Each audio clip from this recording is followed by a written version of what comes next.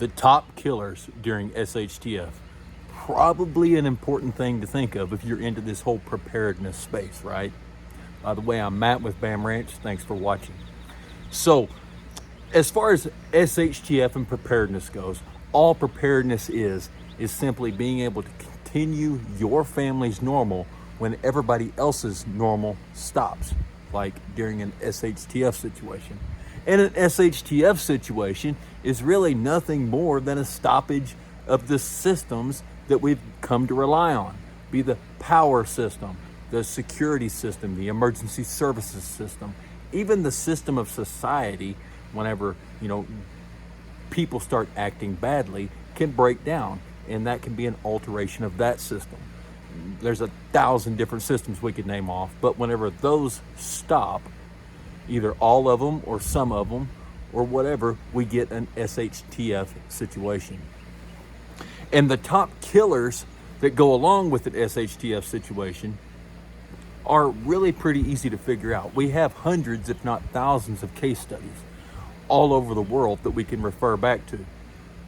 And whether it's, something crazy, like a nuclear attack or a civil war, or maybe it's just a tornado that comes through your town, or a hurricane, which is devastating, but small scale. We have some case studies to go back and look and see how that affected people, with, like I said, the storm damage that's happened here in the United States, as well as some of these places like Haiti, which have been completely destroyed in the past by hurricanes, earthquakes, or places like, Myanmar, Burma, which really exist in a permanent status of SHTF, at least to us here, world that is able to watch some guys talk at a sideways iPhone. So we can look at those and see with a pretty good predictability what we might find. So the biggest killers are pretty simple. It's food and water. You're going to run out of that. Simple enough. The 3 F's, fingers, flies, and feces, and bad actors of some kind. Most likely, that's what's going to get you. A tornado or a hurricane comes through. It may kill a few dozen people, but the number of people impacted is relatively small. It's the disease. It's the running out of food. Look at what's going on in Palestine right now. The number of people's lives that are in danger because of lack of food and water is far, far greater than the ones killed in the war. I'm not going to get into the whole political, this side, that side of that whole situation for this video, but we can't ignore the fact that the people in Palestine are in an SHTF situation where they're dealing with fingers, flies, feces. They're dealing with bad guys. They're dealing with massive food and water shortages. Those things will affect far, far more people than the actual event that caused it to happen to begin with. So food and water, simple enough, you buy enough and you put it back. Better yet, if you're able to produce your own food through small livestock, gardening, and whatnot. So go through your pantry, set back 3 months worth of food. It's not that difficult to do. You take spaghetti and meat sauce. That's one meal. Pick 7 that are relatively easy to cook. Whenever spaghetti goes on sale for $1 a pack, buy 52 of them. Now you have a whole year's worth of Mondays taken care of with spaghetti. Maybe it's canned chicken quesadillas or pasta. Same thing. Canned chicken goes on sale. Buy 3 months worth of Tuesday. Doesn't take that much time. It's not that hard to set back 3 months of food. Start with 3 weeks, 3 months, 6 months, get up to a year, and by the time you've gone through your year's supply of food, it should be pretty easy to get your agriculture spun up by then. And the chances that you're going to actually need a full year of food is pretty slim. But you're probably going to be helping other people out as well. So keep that in mind. Water, 5 gallons per person per day. You hear all this crap about a gallon of water per person per day. That's what you need If you're sitting still in a survival situation on a lost island, if you get lost hiking in the woods or in the wilderness, and you're sitting in the shade, not doing anything, waiting on somebody to come get you within 72 hours of being reported missing, to not finish the dying process. But in the real world, we're cooking with that, we're drinking with that, we're cleaning up around our house with that.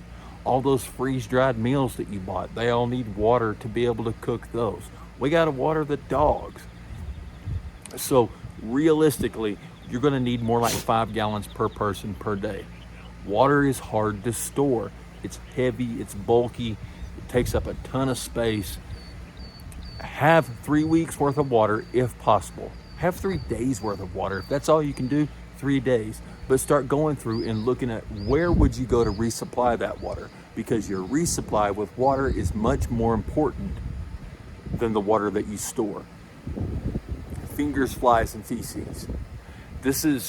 Seems simple enough, but for some reason this gets more people than anything else. Being able to keep yourself clean and your environment clean. This goes back to do you really think 1 gallon of water per person per day is going to be enough? Absolutely not. So not only, hand washing and, if you get a cut, being able to clean the cut, sanitary food practices, but where are you going to poop? Have you put any thought into that? Because just taking a crap in your backyard in the middle of a city, no wonder everybody dies from all this stuff, right? So think about this stuff. I'm not saying you have to go and build an outhouse, but at least put some thought into what you're going to do that. How are you going to handle that if need be? What about if there's dead bodies, whether that be just like animals or humans? How are you going to handle that? Chances of that happening are pretty low. They're pretty slim. But do you have a way to take care of those? Do you have a way to stop them from spreading disease? Along with dead animals, and that may just be birds. Birds can start falling out of this tree from some thing that's been going around. Along with those birds, bring predators. Predators carry disease. Without trash service, we get things like raccoons, skunks, all these different animals, mammals, birds, all these different animals that carry things like rabies and things like that. Something to think about. What is your plan, and have you come up with a plan on how to deal with that kind of stuff? And then we mentioned bad actors. People just being shitbags. And it's an unfortunate fact that's going to happen.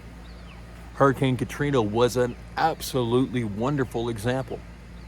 Almost any urban area, big urban area, a major population center, any kind of disaster happens whatsoever, there's always a problem with looting and theft and robbery, and it just escalates and escalates and escalates until we get to a point where they've brought in enough help to be able to alleviate some of that problem. And during the first 72 hours of any disaster, you're going to see the most amount of presence of emergency services. A tornado comes through a big city, and then they call everybody. They call every firefighter, every EMT, every police officer, every sheriff's deputy. They call everybody out, and they go through and they just work like crazy, saving lives and preventing crime and doing all that stuff for about 72 hours, and then everybody's just flat smoked. And they need a day off. They need to go rest. They cannot physically function after that. Then all the security presence that's there starts to die off, and then things start to pick up and start to get ugly. So keep that in mind. Anything that you need to take care of, you need to take care of it before that 72-hour window closes. The number one thing you can do to prevent all of this stuff is adjust your living situation with population density. I've had videos on this in the past. Don't be where the bad stuff is. That's the easiest way to protect yourself from it. We can get into guns and firearms and all this other stuff, and yeah, all of that stuff is important. You need to have it. I have it. Everybody should have it. If more people had that stuff, we wouldn't have these problems. But the fact is, if you're in a huge urban area and the SHTF balloon goes up and then pops right above your house, and nobody around you has power, nobody around you has food, and only thing that the neighbors smell for 2 straight weeks is brisket and seeing the lights on and everything else, well, I got news for you. People think that somebody's going to rob your house and steal your food. That's not the case. What's actually going to happen is they're going to come and burn your house to the ground with you and the food still in it just to spite you. Something to think about. People are, you know, y'all are going to listen to my dogs bark, I guess. People that are desperate do crazy stuff, do things that are unpredictable. Reasonable people will do unreasonable things. And adjusting the population density of the place you live is the #1 way to combat that. It makes you less of a target. If you can't do that, make yourself look like less of a target. Don't make yourself appealing. All of these things are something that we need to think of. Food and water, #1. #2, fingers, flies, and feces. So disease and illness, right? And #3, bad people, bad actors. Spend some time, think about how you're going to handle that stuff. Do a threat analysis of the area that you live in, and go ahead and put forth some plans on how to deal with that. Well, if you got any value at all from this, please, please, please tell me so in the comments, and hit the like button. It really does help with the YouTube algorithm. Go back and check out some of my other videos, and until next time, hey, you guys be safe.